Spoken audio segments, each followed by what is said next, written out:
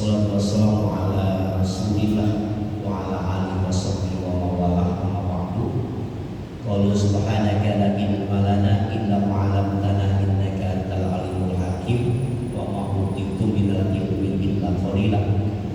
Rabbi shrah li sadri wa yassir li amri wahlul 'uqdatam min lisani yafqahu qawli. Qala Allah ta'ala fi kitabihi wa huwa asdaqul qailin. Alladzina yunfiquna fis-sarra'i wad-dharra'i wal-kadhimina al-ghaidh wal-'afina 'anil nas wallahu yuhibbul muhsinin. Wallahu a'lam bishawab. Hadratil qarabin wal muhtarabin, para alim ulama, para guru, para asatidz, para hujjaj yang sama-sama dimuliakan oleh Allah Subhanahu wa taala. Alhamdulillah wassyukur ala ni'amillah.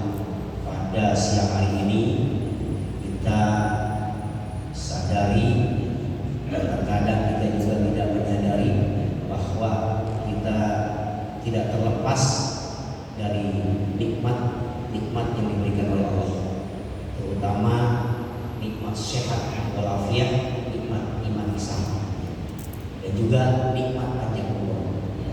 Setelah kita melewati bulan suci Ramadan selama 1 bulan, sampai saat ini kita masih dipercaya oleh Allah, yaitu kita dipanjangkan umur. Mudah-mudahan umur kita yang diberikan oleh Allah sisanya ini bisa untuk kita optimalkan sebagai tugas kita sebagai makhluknya, yaitu wa ma khalaqtul jinna wal insa illa liya'budun, beribadah kepada Allah Subhanahu wa taala.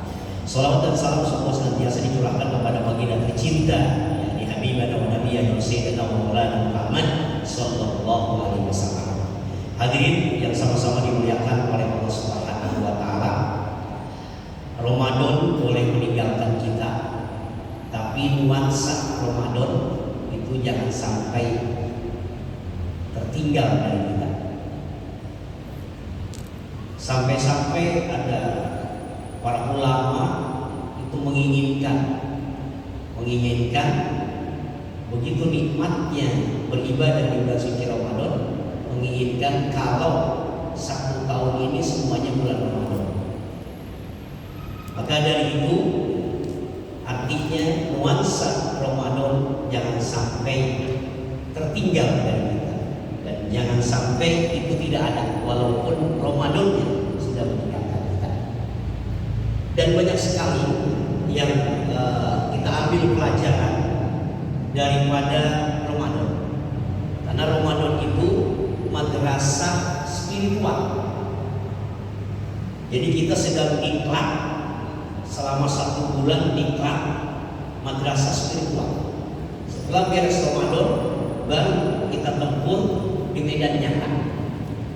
Maka daripada itu, untuk pada siang hari ini, apa yang harus kita pertahankan agar nuansa Ramadan itu tetap ada di hati kita, di tengah-tengah kita. Biarkan Ramadan sudah meninggalkan kita.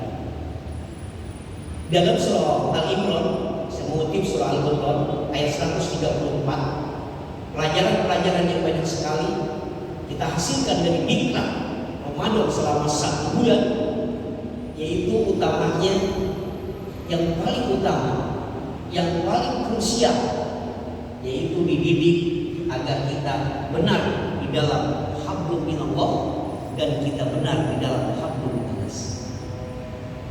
Dalam surah Al-Imran ayat 134, di sini dijelaskan ada 2 hablum minallah, hablum minas.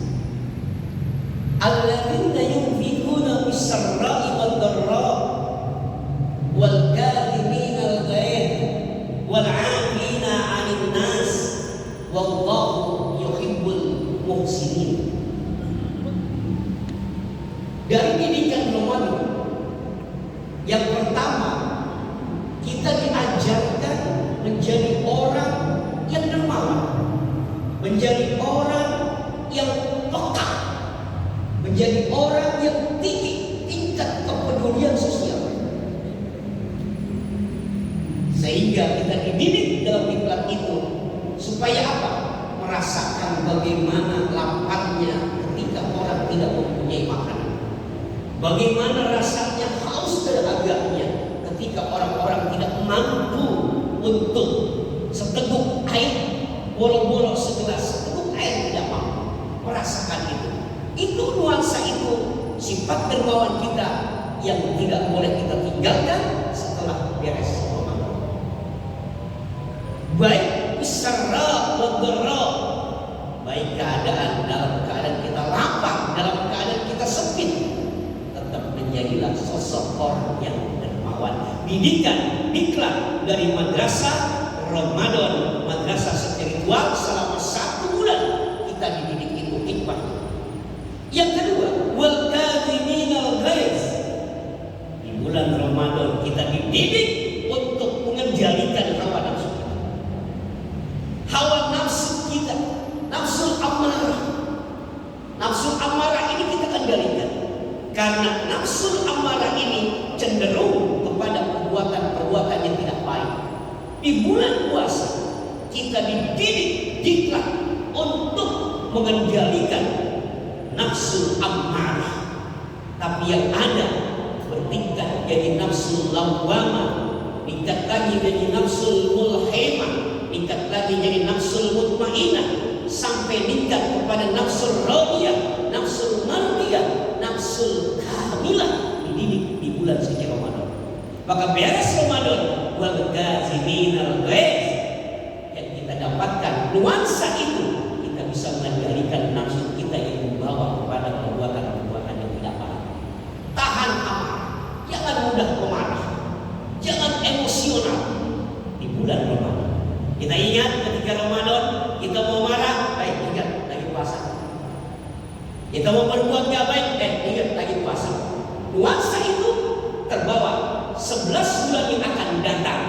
Ini akan kita bawa nuansa itu, karena Ramadan boleh meninggalkan kita, tapi nuansanya tidak. Diklat kita tunjukkan madrasah spiritual selama 1 bulan kita dididik, maka kita tunjukkan, aplikasikan, realisasikan medan tempur yang nyata, yaitu 11 bulan dari Syawal.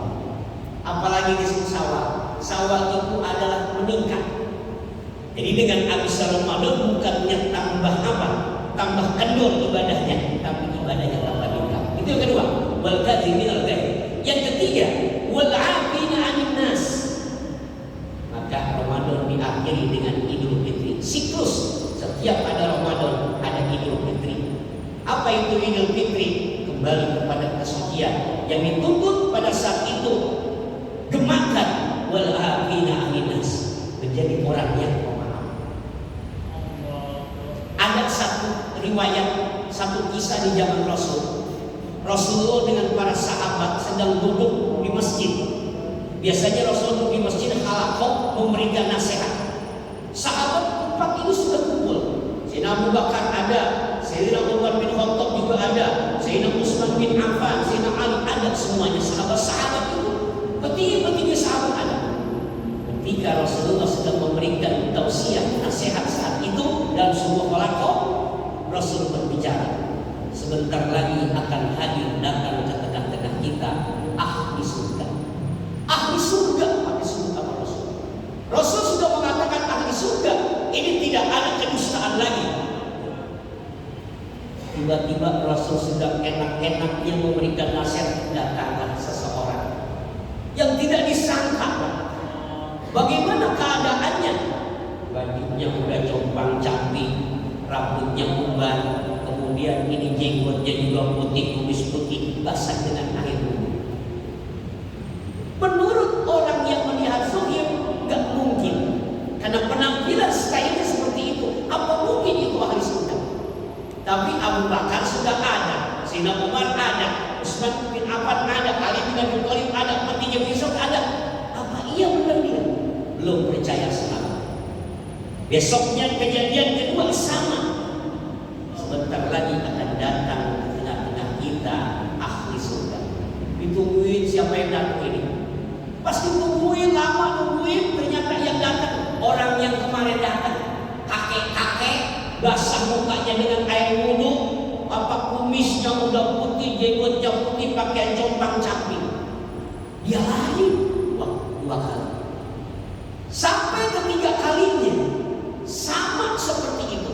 Maka sahabat di situ, ini orang yang disebut ahli surga. Sahabat bilang, ini disebut ahli surga. Nah kalau kita lihat secara zahir, orang lihatnya zahir, kagak level orang surga begini, mah pakai compang camping, terus udah nggak benar dan sebagainya kan. Maka putra Sayyidina Umar bin Khattab ngecek, pengen bertamu ke rumah orang itu, pengen tahu apa sih amalan orang ini sampai disebut sama Rasul 3 kali ahli surga, dan itu udah yakin dia bakal masuk surga karena Rasul yang mengatakan itu di depan para sahabat. Pengen tahu, kali aja kalau silaturahim ke rumahnya, pengen tahu ada amalan yang bisa kita tiru. Berangkatlah ke rumah, namun pengen tahu, ternyata pas di rumahnya Pak biasa aja tuh orang, waktu tidur ngorok lagi. Biasa, nggak ada kelebihan dalam ibadah, biasanya kayak orang biasa. Bangun pagi, subuh berjamaah, ke kebon, duha, itu aja biasa. Tapi kalau Rasul mengatakan ini ahli surga, luar biasa. Itu masih apa bisa. Nah, cross check dia yang bicara. Tuhan, saya penasaran. Tuhan ini disebut ahli surga sama Rasulullah. Apa sih yang diperbuat baik Tuhan? Amalan Tuhan sama saya lihat. Saya sholat, Tuhan sholat sama. Saya tidur, saya bangun, nggak ada lebihnya, sama. Tapi Tuhan istimewa, ahli surga. Akhirnya karena ditanya, orang itu menjawab, wahai anak muda, saya nih kalau mau tidur, saya selalu introspeksi diri, saya selalu evaluasi, introspeksi dan tafakur dan berdoa. Ya Allah, sebelum aku pejamkan mataku ini, ya Allah, orang-orang yang tadi siang itu menghinaku, meremehkanku, merendahkanku, orang-orang yang berbuat zalim kepadaku, orang-orang yang berbuat khianat kepadaku, orang-orang yang menzalimiku, semuanya ampuni ya Allah dosa mereka, ampuni ya Allah. Selain ampuni dosa kami ya Allah, kami banyak dosa, dan orang-orang yang menyakiti kami tadi siang dari yang kecil sampai besar, ampuni ya Allah dosanya mereka, ampuni ya Allah. Dia dizalim, dia disakiti, dia doain, mohon tengah malam sebelum tidur Allah minta diampuni dosanya.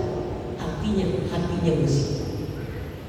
Maka oh ini ternyata artinya apa? Hablum minallahnya, hablum minannasnya, bina nuansa Ramadan kita dididik. Hablum minallahnya ada qiyamul lail, hablum minannasnya dermawan, kita sedekah, takjil, buka bersama dan sebagainya.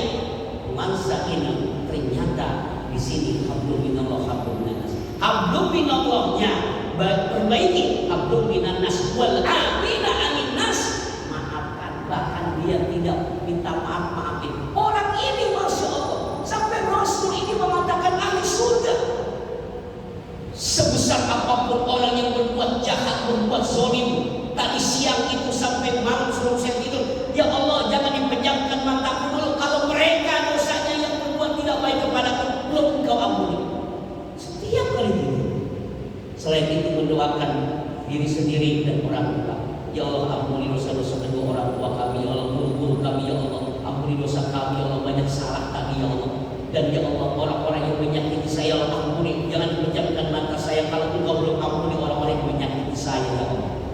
Bersih hatinya, suci hatinya, itulah yang Rasul mengatakan apa?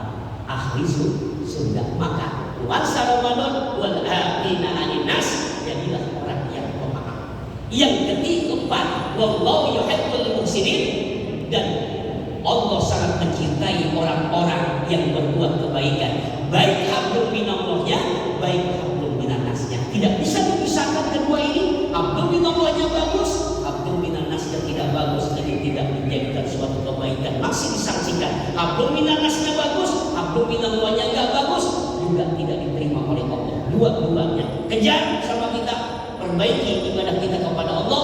Masa Ramadan menjadi orang yang dermawan, menjadi orang yang tidak marah, menahan emosi, mengelola nafsu kita agar baik,